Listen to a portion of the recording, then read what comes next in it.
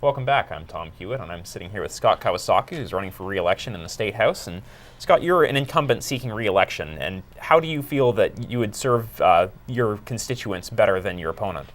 Well, certainly after the first couple of years in the legislature, that's how long it takes just to find the bathroom in that Capitol building. But having a couple of years in the legislature now, having been on resources, serving on the Oil and Gas Committee has been crucial for Fairbanks, especially when it comes to tax policy. Of course, the biggest issue that's facing the legislature over the last few years has been oil taxes and making sure that we get a fair return for our oil wealth. And we're going to have this discussion again.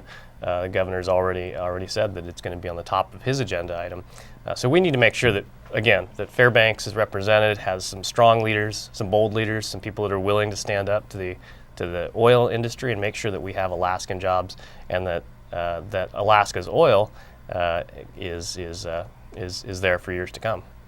As you said, Governor Sean Parnell is looking for a big oil excise tax cut, and it failed in the last legislative session, but it's sure to come up again this coming one. And if you're there, then you'll get to vote on it. What is your take on that excise tax cut that he's proposing? And if you don't support it, is there something that you feel like we should do instead? Yeah, well, certainly for 2 years, my freshman 2 years, I served on the Oil and Gas Committee. That's when Governor Palin at the time pushed this ACES tax rewrite so that we finally got to reform oil taxes. We finally are getting a fair share for our oil resources. There's billions of dollars of credits that are going out to the oil industry for exploration, and there's now a record number of new entrants in the field, a record number of people that are working on the North Slope. And we even have shale gas and shale oil that's starting to be explored right off the pipeline area. What it boils down to is that any sort of concessions that are made to the oil industry have to be fair. Alaskans have to be put to work. We need to make sure that Alaskan jobs are first and foremost. We need to make sure that we get a fair return for our oil, and that's what I'm really concerned about. A $2 billion giveaway just can't happen in Juneau.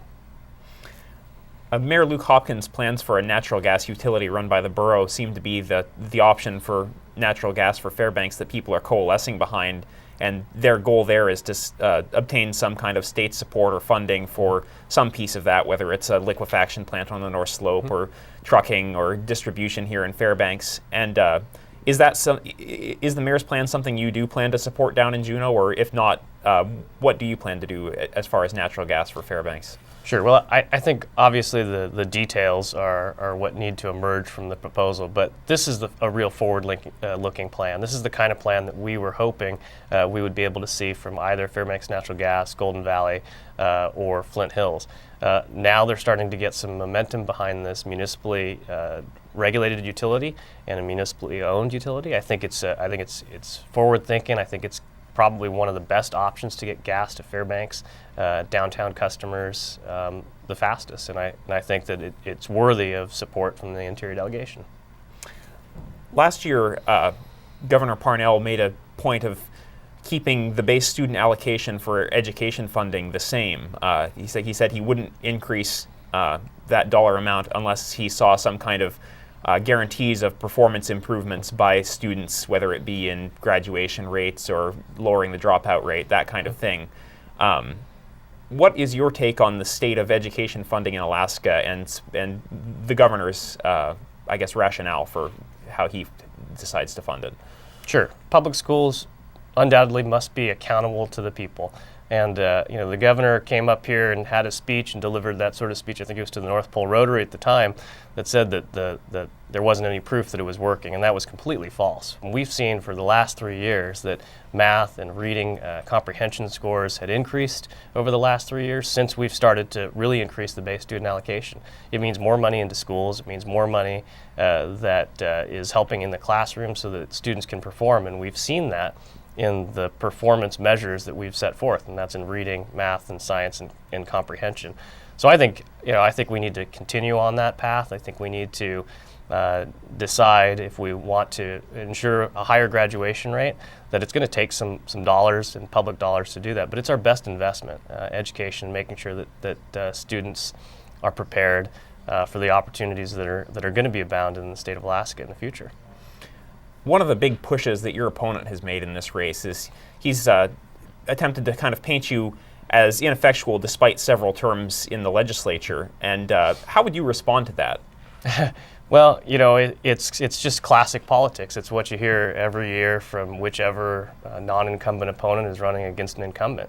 I've been there for a few years, 6 years now in the legislature, but I think you look around town and you can see some improvements, very visual improvements. If you drive down the highway corridor, you see that Eva Creek is now spinning and will produce electricity for this year's Golden Valley grid.